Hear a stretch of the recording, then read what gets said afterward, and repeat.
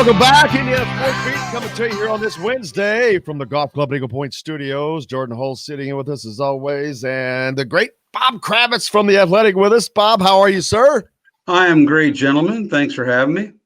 Absolutely. Great piece yesterday or whenever it came out, day before yesterday. I can't remember, but yesterday on the Wat, chronicling the Wat Shot from a viewpoint that was very different, and it made it very interesting. Jordan was one of those that you got to speak to, but it was a good perspective and pretty unique. Well, yeah, it was an oral history. You know, that's something The Athletic really likes to do, is kind of go back and find these sort of transformative moments and get in touch with everybody who was involved. And I talked to Christian. I was hoping to have it done by the 9th anniversary, but Christian was a little tough to get a hold of. I had to pull some strings, but I was not going to write that without the guy who made the shot. So once I got him, I was like, all right, let's get ready to roll. Let's get this out there. Jordan, you're always participating in that, and it's been talked about so many times since it happened, but this was kind of a different viewpoint and kind of a neat for the fans to see it that way. Still looking back for you, what was it like? Oh man, I mean, just the way that game was going, the way that it ended against one of our biggest rivals, it couldn't have been scripted any better. We should have probably won the game by earlier than the last second shot, but it made for a good ending. And just being in that moment, being on the floor, playing a big part in that game, and seeing how well. We fought back. We were up, then we kind of let it slip away. Then, to have that last play drawn up and then execute it, and then somewhat execute it, and then, somewhat, yeah. And then have Christian make the shot and the crowd storming the floor. I mean, you couldn't. It's something that you grow up, especially for me, seeing shots like Kirk Haston, who beat Michigan State, or where they rushed the floor, and to be able to be on the team where that actually happened was a pretty special thing. Can I say something? I don't know if you guys, when you read the story, if you looked at the comments below, there are some really salty Kentucky fans out there.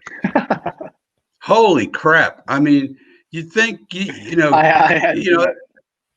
Oh, the messages, or the comments are unbelievable. Like, is this what Indiana basketball has come to, that you guys celebrate something that happened 9 years ago in a non-conference game, yada yada yada? I'm like, just give us our moment. For the love of God, give us something. You guys went on and won the national title. You win the national title all the time. Got great teams except for this year. Maybe they're salty because they're 1-6 or. That's exactly why they're writing it. Yeah, that's exactly. They're a little mad right now because they're not winning any basketball games. That's what it is. But it just blows me away. It's like people can't be graceful. Dude, the first two comments I pulled up, Bob, are, does he have dreams about getting smacked in the tournament to Kentucky? They celebrate this shot like it was a title winner, blah, blah, blah. Right. It's like, and by the way, that NCAA tournament game was the best game of the tournament. It was really good. It was 102-90, and it was close. Very high scoring game. Yeah, unbelievable. You don't expect Michael Kidd-Gilchrist to start making jump shots and them shooting 30. They went like 32 at 32 or something crazy from the free throw line that game. They had to play a damn near perfect game to beat you guys that night. Exactly. Yeah, we played them the best than any other team that year, and obviously it showed. They were a really good team. Yeah, and the talent on that team is incredible. It's just mind-boggling, the talent that they had on that team. Yeah. Oh yeah, I mean, they had the top 2 picks. All 5 starters got chosen in the first 2 rounds, and maybe even the top 6 guys. I have to go back and look. But the guy that I worked with on it, Kyle Tucker, who covers UK, said that total earnings for those guys in the pros now is $471 million and counting. Jordan, is that your current contract? Which is roughly what Jordan makes over in Germany, right? Yes. Yeah, exactly. I wish that'd be nice. Minus a few Schnitzelbergs, I guess. Yeah, Darius Miller was over here in Germany. He got drafted, and then he was playing high-level European basketball. I played against him here in Germany when he was in Bamberg, and now I think he's back in the NBA. So he might have been that sixth man on that team. Yeah, that's probably the sixth guy. Yeah, did you guys ever discuss it? No. I didn't think so. Yeah, have you ever talked to anybody from Kentucky, like within the last 5 years about it? What's the last conversation you ever had with a Kentucky player about it? No, I don't. I haven't talked to any Kentucky player. I've never. The only one that I mean, John Hood maybe, but he was in my class. I haven't talked to him since I played in the Kentucky Derby with him. That's the only reason I knew who he was. Well, we tried like crazy to get Calipari and get some voices for Kentucky, and understandably, they were not enthused about participating in this particular project, especially Cal, whose team is circling the drain right now. Exactly. They're 1-6, worst start since like 1911. But what is it, do you think, that's really about that loss, that game? I mean, I know that people storm the floor, but that happens all the time, and so it's not that. And to hold that grudge this long, it's just a little surprising because these are two teams that should never not be playing.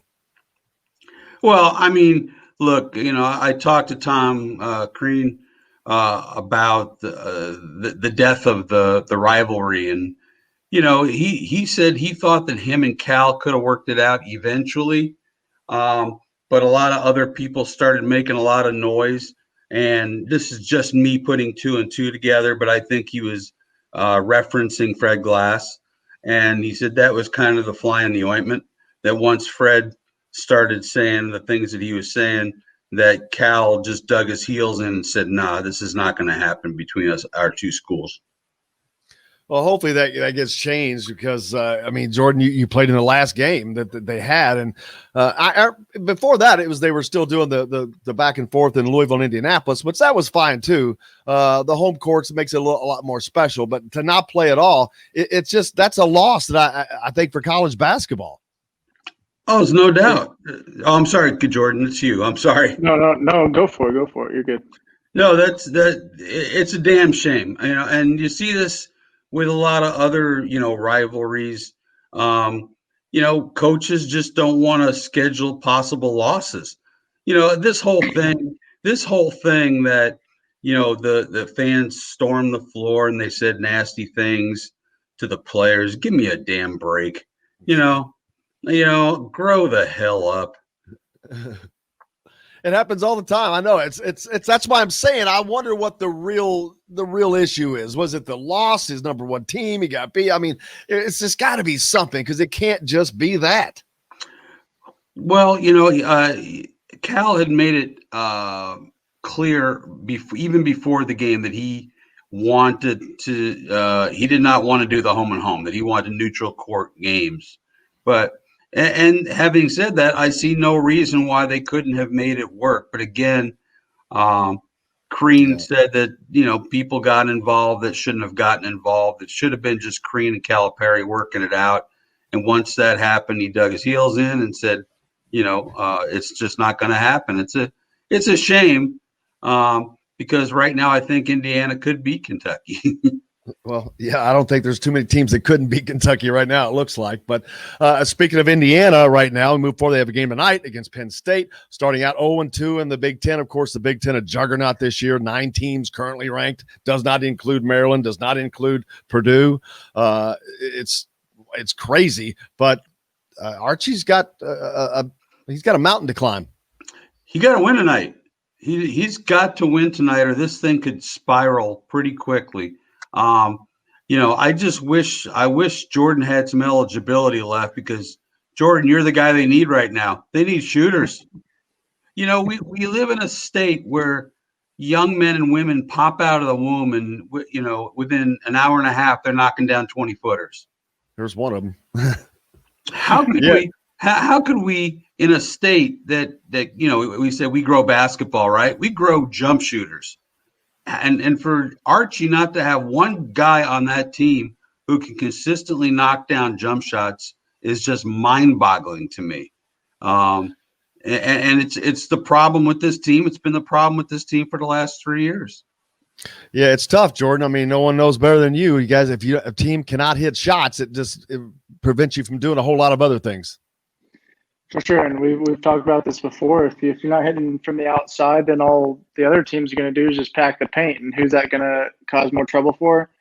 Our big guy down in the paint. He's going to draw double teams, which is great. So he should be able to kick it out and get open shots, and that's going to open up everything else during the whole game. I've said before, we've got great guys who can get in the paint.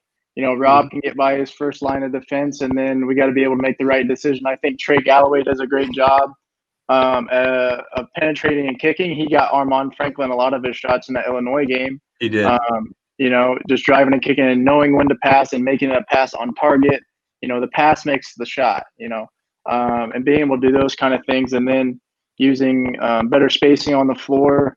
And if Trace has a speed and athletic advantage, we need to try and utilize that as well. Try and get him rolling downhill and elevating over people, and obviously get him to a strong hand. He loves that left hand.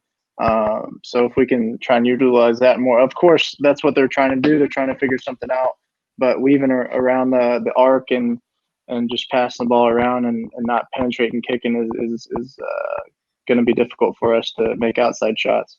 I love Galloway's game. I got to tell you guys, I love Galloway's game. He just knows how to play, and he makes things happen every time he touches the ball. He's not putting up big numbers scoring wise, but like you said, Jordan, I watched that game pretty closely the other night. Like, as you said, most of Armaan's baskets came off of Galloway passes, and I like his game. I like the fact that he started over Finney. Finney, look, I don't like criticizing college kids. You guys are doing this, for scholarships. You're not paid. But having said that,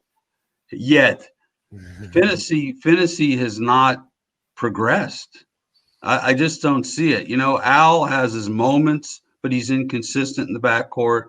But Finney he just doesn't do it for me. And, I wish it was otherwise. He seems like a really nice young guy. But, I think we're closing in on time when we got to see what Christian Lander can do. Yeah, I hope to see more minutes for him. The rise of Armaan Franklin, mentioning him, Jordan, that's been a godsend to this team. So we talk about need of shooting. He's provided some of that, but it's been a surprise. That was not someone we expected that from. Yeah, I mean, he's got great size, good length. Yeah, he's got great size, great length. He plays both ends of the floor, which is definitely what Archie and Coach Miller wants. I think that's one of our things too. We got to get stops and get out and run. That's when we're going to be at our best. You get Trey pushing the break, you get Rob, whoever it is, pushing it up, Trace running the floor. Like, we need to take advantage of all those stops and not just walking down, getting a half court set. There's a time and place for that, of course. But with the way and style that we're playing and how we're shooting it, if we can get out and get easy buckets, that's just going to open up and build confidence. If you see Rob, there's a little bit in that game where he kind of got some confidence. He had a nice move. He took it to the bucket, pivoted, finished with the left hand. Like, those are kind of plays that we need to see more from him, I think. I don't know if it's a confidence thing, because we've all seen spurts of Rob playing great defense and then converting that to offense. Same with Al. So I think we just need to get not just one, two guys. We need all 5 guys on the court to be on the same page. And if we're not gonna shoot those threes and make those threes, we got to get the stops on defense and get easy transition buckets. But tell me if you guys agree or disagree. But it seems to me, one of my criticisms of Archie has been that very few players have really, really gotten a lot better from year to year. But I think that Armaan Franklin, year over year, has made the biggest leap of any player in the Archie Miller era. Would you agree with that? from my standpoint, absolutely, because he was basically a non-factor who lost his minutes last year and then to come in this year, and he's stepping up. He's the number 2 guy at worst right now. Right. I mean, Juwan Morgan got better, but I think Juwan, I mean, he was a Crean guy and was already on that trajectory. But yeah, I look at Armand Franklin. I'm like, now that guy has made a leap the way, Victor made a leap, where he was a guy who was just an athlete and then all of a sudden became a player. And they need more of that. They just need more of that. Absolutely. We're a few days away from the bowl game. Are you headed to Tampa this year? No. I cover everything from my couch and my office at home. It lucky really, man. No, I'm not. I want to go to Florida. I bring my sticks. I'd be a happy man. I would socially distance on the golf course. It would be awesome. But no, I'm not traveling. So, but yeah, I'm curious to see how this goes because, the shame of it is for all the great things that have happened for IU football is that they're really in a no-win situation. If they win, well, damn, you're supposed to beat a sub 500 team that's got a lot of injuries and a lot of COVID-19 issues. And if you lose, then, look out, now everybody's going to jump on your case because you the fan base, not Tom Allen, but the fan base is all complaining that you deserve to be in a New Year's Eve bowl. And now people are like, yeah, sure. Same old Indiana. So they're in a no-win proposition, but I think they'll have their way with the Ole Miss and finish it off on a high note. It's just a shame that they got screwed by the Big Ten and got screwed by the College Football Playoff Committee. Yeah, Indiana's kind of one of those teams on the outside. They're a Cincinnati, they're a BYU, a Boise State, but they're in the Big Ten, but not getting the advantages of being in that conference, unfortunately. No. I mean, it's like they're a group of 5 team, and I understand that they didn't beat anybody with a winning record, but those are good teams, historically good teams, and one of the reasons they had losing records because IU beat them. Exactly. Bob, what do you have coming up next? A great piece that on the Wat Shot for people to go to. The Athletic already out there now, but what's coming up next for you?